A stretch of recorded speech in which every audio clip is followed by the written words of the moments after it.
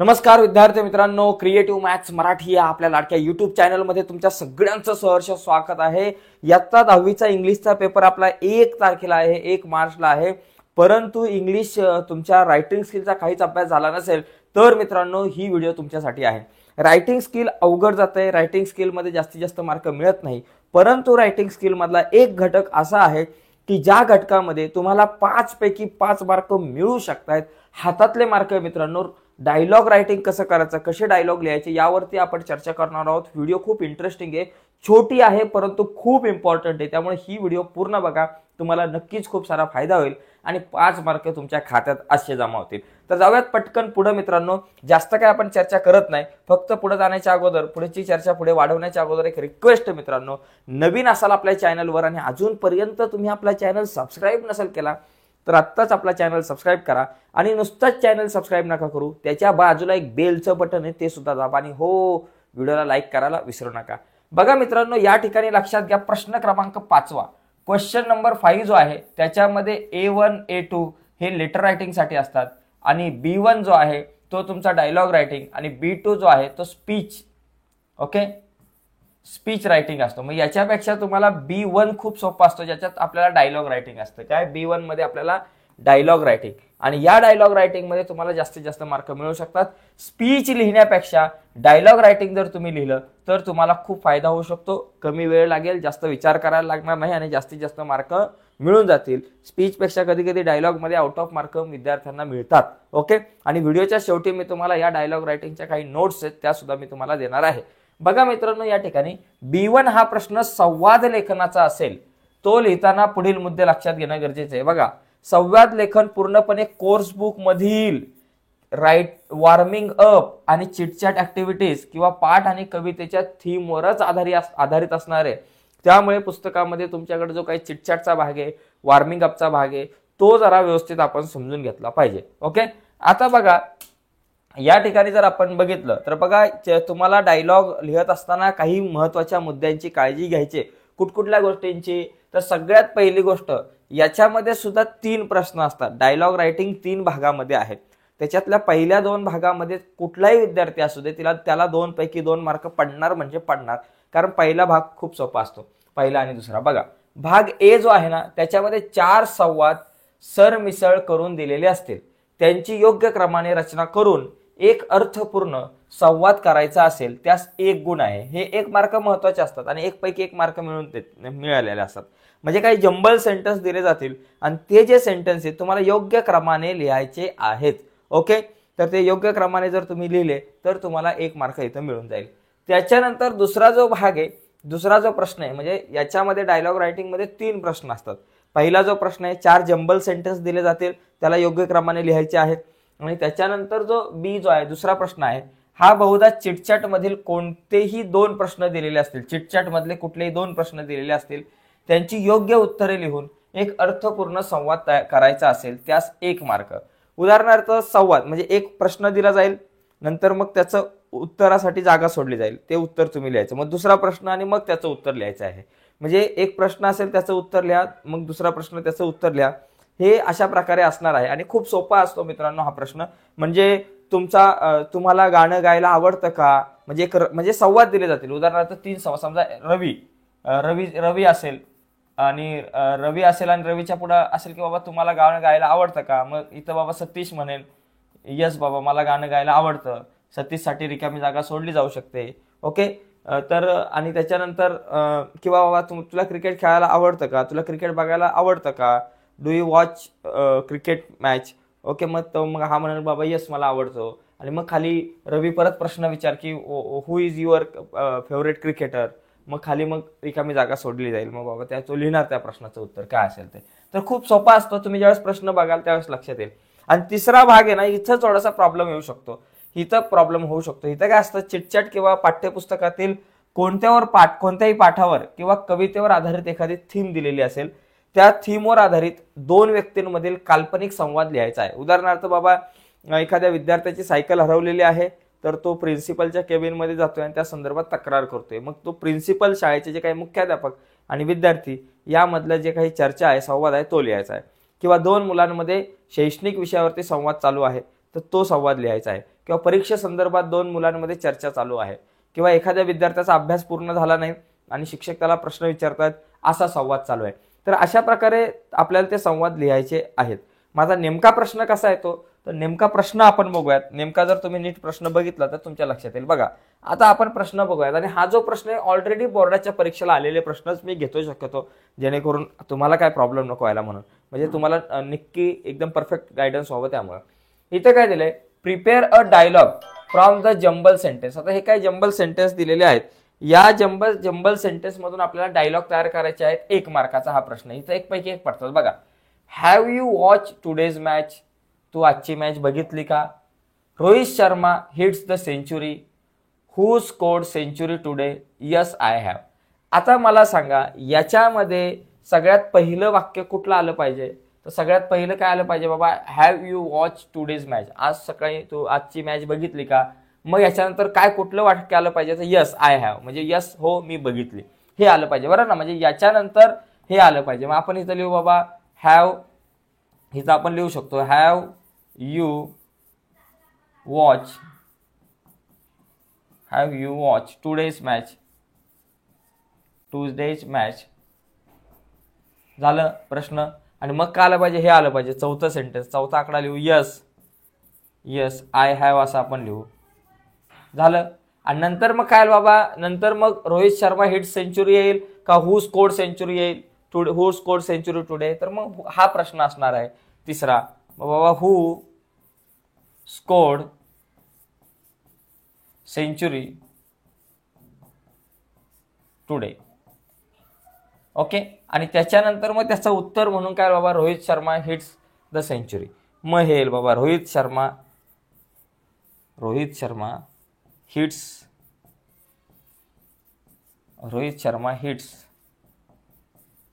The century. तर या ठिकाणी बघा ना मित्रांनो, इथं कुठलाही विद्यार्थी असू दे, व्यवस्थित जर तुम्ही प्रश्न नीट वाचला तर इथं तुम्हाला 1 पैकी 1 मार्क मिळू शकतात. म्हणजे इथं तुम्हाला आउट ऑफ मार्क मिळण्याची संधी आहे. हे जर सगळे क्रम जर का तुमचे एकदम व्यवस्थित असेल तर तुम्हाला इथं 1 मार्क आरामात मिळून जाईल. फक्त म्हणजे इथं कसं आहे, इथं तुमच्या प्रश्नामध्येच उत्तरं लपलेली आहेत. ओके, मग इथं प्रश्नातच उत्तर आहे, त्याच्यामुळे हे खूप सोपं आहे हा घटक, आणि याच्यात तुम्हाला चांगले मार्क मिळू शकतात.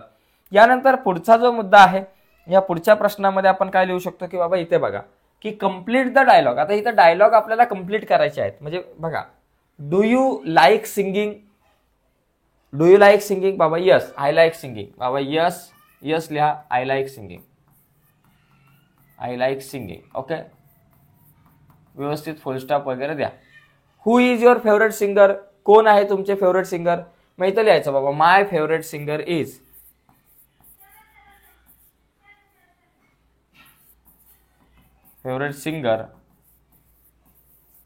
मग त्याच्या पुढे तुम्ही नाव लिहा. तुम्हाला जो सिंगर आवडतोय, जो तुम्हाला गायक आवडतोय त्याचं नाव लिहा बाबा. लता मंगेशकर असेल किंवा बाबा जे कोणी असेल बाबा, अरिजित सिंग असेल, जे कोणी गायक असेल त्यांचं नाव तुम्ही इथे लिहायचं. झालं. म्हणजे इथे तुम्हाला 1 मार्क आहे. इथे जर तुम्ही बघितलं तर तुम्हाला हे पहिलं जर तुम्ही बरोबर लिहिलं तर अर्धा मार्क, हे जर बरोबर लिहिलं तर अर्धा मार्क.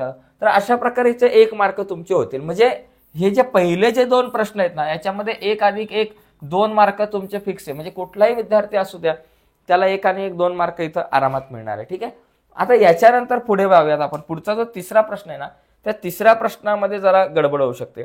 आता तिसरा प्रश्न काय आहे की write the dialogue between headmaster and student. म्हणजे हेडमास्टर आणि स्टुडंट या दोघांमधला संवाद तुम्हाला लिहायचा आहे. हु हॅज लॉस्ट हिज किंवा her bicycle from the school campus. म्हणजे शाळेचा जो काही परिसर आहे, त्या शाळेच्या परिसराकडून ह्या विद्यार्थ्याची किंवा विद्यार्थ्यांची सायकल जी आहे ती लॉस्ट झालेली आहे, सायकल हरवली गेलेली आहे. तर राईट मिनिमम 3 मिनिंगफुल एक्सचेंज. म्हणजे मिनिमम 3 मिनिंगफुल एक्सचेंज आपल्याला या ठिकाणी लिहायचे आहेत. म्हणजे या ठिकाणी कसं करायचं, आता इथं जर आपण बघितलं तर पहिली गोष्ट समजा हेडमास्टर असेल, त्याच्यानंतर स्टुडंट असेल, त्याच्यानंतर परत हेडमास्टर, आणि त्याच्यानंतर परत स्टुडंट असेल, परत हेडमास्टर आणि परत स्टुडंट असेल. मी तुम्हाला पहिलं व्यवस्थित सांगतो, समजून सांगतो. बघा असे 6 एक्सचेंजेस, म्हणजे हेडमास्टर एक वाक्य म्हणेल, मग स्टुडंट म्हणेल, मग हेडमास्टर म्हणेल, परत स्टुडंट म्हणेल. असं कच्चं काम एकदा करून घ्या. यस मग हेडमास्टर काय म्हणेल की बाबा पहिल्यांदा ज्यावेळेस विद्यार्थी आला वर्गामध्ये किंवा बाबा ऑफिसमध्ये आला, मग त्यावेळेस हेडमास्टर म्हणेल yes dear what is your problem. मग बाबा गुरुजी म्हणतील की बाबा काय तुझी समस्या आहे, व्हॉट इज युअर प्रॉब्लेम, काय तुझी समस्या आहे.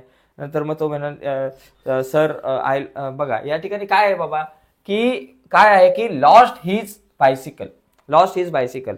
तर मग इथं म्हणू शकतो, मग इथं काय लिहिता येईल की बाबा कुठून तुझे, म्हणजे बाबा sir I have lost my bicycle and बाबा I have lost my bicycle from school campus, असं तो म्हणू शकतो. म्हणजे इथेच म्हणजे तुम्हाला याच वाक्याचा तुम्ही उपयोग करू शकता. मला माहिती आहे सेंटेन्स मेकिंग करताना, सेंटेन्स बनवताना खूप मुलांना प्रॉब्लेम येतो. मग इथं तुम्ही इथंच बाबा हू हॅजच्या ऐवजी बाबा इथं या ठिकाणी लिहू शकतो तो I have lost my bicycle. बरं का, इथं लिहू शकतो की बाबा I have lost my bicycle from school campus, शाळेच्या कॅम्पसमधून माझी बायसिकल लॉस्ट झाली. म्हणजे 2 वाक्य इथं झाले. मग हेडमास्टर म्हणेल की बाबा yes dear what is your problem, बाबा तुझं काय समस्या आहे. मग तो म्हणेल की बाबा I have lost my bicycle from school campus. म्हणजे एवढे 2 जर तुमचे सेंटेन्स झाले बरोबर की तुमचं इथे 1 मार्क फिक्स आहे. आता या 2 सेंटेन्सचा मग हेडमास्टर काय म्हणाल की बाबा तुझी बायसिकल जी आहे तू कुठं पार्क केली होती. Okay, where was you park your bicycle वगैरे तुम्हाला ते वाक्य लिहिता येईल. बाबा कशी तू कुठं पार्क केली होती. मग तो म्हणाल की बाबा इन द फ्रंट ऑफ बाबा आपण म्हणू शकतो ना फ्रंट ऑफ बाबा स्कूल गेट वगैरे, अशा प्रकारे तुम्ही म्हणू शकतो. नंतर हेडमास्टर म्हणाल की ठीक आहे बाबा आम्ही चेक करतो सीसीटीव्ही कॅमेरे बघून. Okay we will check CCTV camera and then catch the theft वगैरे काय असेल बाबा कोणी चोरली ते आपल्याला ते शोधू शकतो. आणि नंतर मग स्टुडंट म्हणेल की yes thank you sir so much sir वगैरे अशा प्रकारे तो म्हणेल. म्हणजे अशा प्रकारे छोटे छोटे वाक्य, चुकलं तरी चालेल, थोडं वाक्य इकडे तिकडे झालं तरी चालेल, पण लिहिण्याचा प्रयत्न करायचा, निदान काहीतरी लिहा. ओके, आता मी काय इंग्रजी विषयाचा टीचर नाही आहे, मी मॅथमॅटिक्सचा टीचर आहे, तुम्हाला माहिती आहे. तरी सुद्धा मी माझ्या परीने तुम्हाला सोप्या भाषेमध्ये ह्या सगळ्या मुद्द्यांवरती सांगण्याचा प्रयत्न करतोय. आता प्रत्यक्षामध्ये बघा इथं आपण एक घेतलेलं आहे बघा, एक उदाहरण आता इथं आपण तयार करून घेतलंय तुमच्यासाठी. इथं काय बाबा हेडमास्टर काय म्हणतो yes dear what is your problem, बाबा तुझा काय प्रॉब्लेम आहे. मग राम म्हणतोय, मग हेडमास्टर तर राम म्हणतोय की sir I have lost my bicycle from the school campus. बरोबर, माझी स्कूल कॅम्पसमधून माझी बाबा सायकल जी आहे, बायसिकल जी आहे ती लॉस्ट झाली, हरवली आहे. मग हेडमास्टर म्हणतो oh it's really bad, where was your bicycle park, तुझी बायसिकल तू कुठं पार्क केली होती, where was your bicycle park. Okay, मग त्याच्यानंतर तो म्हणून it was the left of the school एंट्रन्सच्या डाव्या बाजूला. ओके, मग हेडमास्टर म्हणतो that's a secure place, we will see in CCTV camera and find out the theft. Okay, don't worry. आणि मग राम म्हणतो थँक्यू सो मच सर. झालं. म्हणजे अशा प्रकारे आपण साध्या सोप्या भाषेमध्ये जर काही मिनिंगफुल सेंटेन्स जर लिहिले तर तुम्हाला मार्क मिळू शकतात. फक्त हे असं नका करू यस गुड मॉर्निंग सर, नंतर मग सर म्हणतो, म्हणजे मुलगा म्हणतो गुड मॉर्निंग सर, मग सर म्हणतात यस गुड मॉर्निंग, मग मुलगा म्हणतात सर हाऊ आर यू, मग सर म्हणतात यस आय एम फाईन. या अशा प्रकारचे काय वाक्य नका, थेट मुद्द्यात हात घालायचा. अशा प्रकारचं जर तुम्ही काय लिहित बसला, मसाला लावत बसलात तर मार्क मिळणार नाही. खूप सारं नाही लिहायचं, फक्त आपल्याला 3च मिनिंगफुल एक्सचेंज लिहायचे आहेत, जेणेकरून एका बरोबर एक्सचेंजला तुम्हाला एका बरोबर संवादाला तुम्हाला अर्धा मार्क, एक इथं अर्धा एक झालं, अर्धा एक झालं, अर्धा एक झालं, असे 3 मार्क तुम्हाला मिळू शकतात. ठीक आहे, तर एकंदरीत अशा प्रकारे तुम्ही डायलॉग राईट करू शकता. आता आणखी एक इम्पॉर्टंट गोष्ट म्हणजे आता अशा प्रकारे तुम्ही डायलॉग लिहू शकता. कशा प्रकारे डायलॉग लिहायचं यावर चर्चा झाली. आता इंग्लिश विषयाचा तर विषय आपण हळूहळू क्लोज करतोय, हळूहळू त्याच्यावरती बरेचसे सेशन घेतोय. तुमच्यासाठी एक गुड न्यूज आहे मित्रांनो, मॅथमॅटिक्स या सब्जेक्टच्या संदर्भात ज्या मुलांना गणित विषय अवघड जातोय, म्हणजे मराठी मीडियमचे आपले बरेचसे विद्यार्थी आहेत त्यांना गणित अवघड जातोय, तर तुमच्यासाठी एक खुश खबर आहे. काय खुश खबर आहे की गणित विषयामध्ये जास्तीत जास्त मार्क मिळवण्यासाठी इम्पॉर्टंट प्रश्नांची तयारी गरजेची आहे. मग या इम्पॉर्टंट प्रश्नांच्या अनुषंगाने आपण एक कोर्स बनवला होता आपल्या ॲपवरती. तुम्हाला माहिती आहे आपल्या ॲपवर आपण एक कोर्स बनवला होता आणि त्या कोर्सची प्राइस होती 499 रुपये. परंतु आता परीक्षा जवळ आले आणि आपण मागच्या आठवड्यामध्ये 199 रुपये केली होती, परंतु बऱ्याच मुलांना 199 रुपये सुद्धा खूप जास्त होतात. त्यामुळे आपण आणखी कमी करतोय, खूप मोठा डिस्काउंट तुमच्यासाठी देतोय परीक्षा जवळ आल्यामुळे. आणि हा डिस्काउंट आहे 400 रुपयाचा. म्हणजे जो कोर्स 499 रुपयाला होता आपल्या ॲपवरती, जो 499 रुपयाला होता, तो आता कोर्स तुम्हाला फक्त 99 रुपयाला मिळणार आहे मित्रांनो. तुमचा रोजचा खर्च असेल 99 रुपये, फक्त 99 रुपयामध्ये हा कोर्स तुम्हाला गणिताचा मिळणार आहे. या कोर्समध्ये काय आहे तर या कोर्समध्ये आतापर्यंत बोर्डाच्या परीक्षेला आलेल्या सगळ्या प्रश्नांवर चर्चा केली. प्रत्येक प्रकरणावर 3 ते 4 व्हिडिओ आहेत आणि या व्हिडिओमध्ये आतापर्यंत बोर्डाला आलेल्या सगळ्या महत्त्वाच्या प्रश्नांवर चर्चा केली आणि त्याचबरोबर येत्या काळामध्ये बोर्डाला नेमके कुठले प्रश्न येऊ शकतात त्यावर सुद्धा चर्चा केली. हा कोर्स जर तुम्ही बघितला तर तुम्हाला खूप सारा फायदा होईल. 99 रुपयाचा फक्त कोर्स आहे. तर आपल्या ॲपवर जा. ॲपचं नाव तुम्हाला माहिती आहे, क्रिएटिव्ह मॅथ मराठी. प्ले स्टोअरवरती ॲपवर जा, क्रिएटिव्ह मॅथ मराठी हा जो ॲप आहे तो डाउनलोड करा आणि त्या ॲपवरती जो कोर्स आहे जो आता फक्त 99 रुपयाला आहे तर तो कोर्स तुम्ही परचेस करा. व्हॅलिडिटी आहे 3 महिने याची. आता जो 199 होता सुरुवातीला त्याची व्हॅलिडिटी 6 महिने होती. 499 रुपये म्हणजे नुकसान कोणाचं होणार नाहीये. ज्यांनी 499 रुपयामध्ये परचेस केलाय त्याची वर्षभराची व्हॅलिडिटी आहे. 199 रुपयामध्ये ज्यांनी परचेस केलाय त्याची व्हॅलिडिटी 6 महिने तो कोर्स बघू शकतो. पण आणि ज्यांनी जो 99 रुपयामध्ये परचेस करेल तो 3 महिन्यापर्यंत हा जो कोर्स आहे त्याचा लाभ घेऊ शकतो. पण आपल्याला 3 महिने काय करायचे आहेत, आपल्याला फक्त 1च महिना आता बघायचे आहेत सगळ्या व्हिडिओ. त्यामुळे लक्षात घ्या की कोर्स हा खूप चांगला आहे आणि हा कोर्स तुम्ही परचेस करा फक्त 99 रुपयाला. ठीक आहे. तर आता हा कोर्स तुम्ही कराल परचेस, पण त्याच्या अगोदर आता एक इम्पॉर्टंट गोष्ट, जर तुम्हाला इंग्लिश विषयाच्या जर इम्पॉर्टंट नोट्स हव्या असतील, त्याचबरोबर इंग्लिश विषयाच्या जर का जुन्या सगळ्या प्रश्नपत्रिका, कारण इंग्लिशमध्ये जर तुम्हाला चांगले मार्क मिळवायचेत, इंग्लिशमध्ये आउट ऑफ मार्क मिळवायचेत तर 2 गोष्टी गरजेच्या आहेत. एक, तुमच्याकडे साध्या सोप्या चांगल्या नोट्स तुम्हाला हव्यात आणि त्याचबरोबर तुम्हाला आतापर्यंत बोर्डाला आलेल्या ज्या काही महत्त्वाच्या सगळ्या प्रश्नपत्रिका आहे त्यांचा सराव पाहिजेत. आता या सगळ्या प्रश्नपत्रिकांच्या PDF आणि सगळ्या नोट्स एकदम फ्रीमध्ये, त्याच्या PDF तुम्हाला कशा डाउनलोड करायच्या हे मी तुम्हाला सांगणार आहे. एकदम फ्रीमध्ये तुमच्यासाठी या सगळ्या नोट्स आहेत. तर त्या कशा डाउनलोड करायच्या त्यासाठी आपण आपल्या कम्प्युटरच्या स्क्रीनवरती जाऊयात आणि कम्प्युटरच्या स्क्रीनवर जाऊन मी तुम्हाला सांगतो. त्यामुळे आता बघा इम्पॉर्टंट गोष्ट आहे, त्यामुळे या सगळ्या नोट्स कशा डाउनलोड करायच्या ते मी तुम्हाला सांगतोय. बघा यासाठी काय करायचं आहे तर तुम्हाला सगळ्यात अगोदर गुगलवरती जायचं आहे. बघा गुगलवरती जायचं आहे. एक मिनिट, गुगलवर जाऊ आपण. तर गुगलवरती जाऊन काय टाईप करायचं आहे, जुन्या प्रश्नपत्रिका गुगलवर जाऊन जुन्या प्रश्नपत्रिका टाईप करायचं आहे आणि जुन्या प्रश्नपत्रिका टाईप केल्यानंतर इथे बघा, इथे क्रिएटिव्ह मॅथ मराठी नावाची एक वेबसाईट आहे. 10वी बोर्ड परीक्षा जुन्या प्रश्नपत्रिका आलं तर यावर आपल्याला क्लिक करायचं आहे. तर याच्यावर ज्यावेळेस आपण क्लिक करू तर याच्यावर क्लिक केल्यानंतर बघा सगळ्या जुन्या प्रश्नपत्रिका आल्या. इंग्रजीच्या, मराठीचा तर पेपर झाला, आता इंग्रजीच्या सर्व वर्षाच्या जुन्या प्रश्नपत्रिका आहे. इथं जर आपण क्लिक केलं तर इंग्रजीच्या बघा सगळ्या वर्षाच्या प्रश्नपत्रिका आल्या. इथं सगळ्या वर्षाच्या ज्या प्रश्नपत्रिका आहे ह्या तुम्ही डाउनलोड करू शकताय. ठीक आहे. तर इथून तुम्ही क्लिक करून कुठलीही प्रश्नपत्रिका तुम्हाला जी हवी ती डाउनलोड करा. मार्च 2024 वर क्लिक केलं तर मार्च 2024 ची मिळेल. बघा मार्च 2024 वर क्लिक केलं की ही मार्च 2024 ची आली आणि ही डाउनलोड करू शकताय. आता नोट्स हवे असतील तर काय करायचं, इथे बघा वरती नोट्सचा ऑप्शन आहे. मोबाईलमध्ये फक्त तुम्हाला काय असं दिसणार नाही. मोबाईलमध्ये उजव्या बाजूला 3 आडव्या ओळी असतात, त्यावर क्लिक केलं की नोट्स दिसेल. याच्यावर IMP नोट्सवर जर क्लिक केलं, IMP नोट्सवर क्लिक केलं की इथं बघा गणित, इंग्लिश, मराठी, हिंदी सगळ्या IMP नोट्स आहेत. तर त्याच्यात इंग्लिशवर जर मी क्लिक केलं, बघा इंग्लिशवर जर क्लिक केलं तर इंग्लिशच्या इम्पॉर्टंट नोट्स मित्रांनो बघा एकदम इम्पॉर्टंट 55 पानांच्या नोट्स आहेत. एवढ्या जर केल्या तर तुम्हाला खूप सारा फायदा होऊ शकतो. इथे तुम्हाला आउट ऑफ मार्क मिळू शकतात. त्यामुळं तुम्हाला ह्या नोट्स खूप इम्पॉर्टंट आहे, तर ह्या नोट्स डाउनलोड करा. ठीक आहे. तर या ठिकाणी तुम्ही गुगलला जा आणि या नोट्स डाउनलोड करा. तर आता 2 गोष्टी तुम्ही करू शकता. 2 इम्पॉर्टंट गोष्टी सांगितल्या तुम्हाला. पहिली गोष्ट काय सांगितली तर आपला कोर्स आहे जो 499चा आहे तो आता तुम्हाला फक्त 99ला मिळणार आहे. आणि दुसरी गोष्ट, इम्पॉर्टंट नोट्स आपल्या वेबसाईटवर एकदम फ्रीमध्ये मिळणार आहेत आणि त्या कशा डाउनलोड करायच्या हे तुम्हाला सांगितलंय. तर आता लगेच गुगलवरती जा आणि ह्या नोट्स डाउनलोड करून घ्या आणि त्याच्यानंतर आपला कोर्स जो आहे तो प्ले स्टोअरला जाऊन बघा. तर आजच्या व्हिडिओमध्ये इथेच थांबूयात. बाय मित्रांनो, धन्यवाद.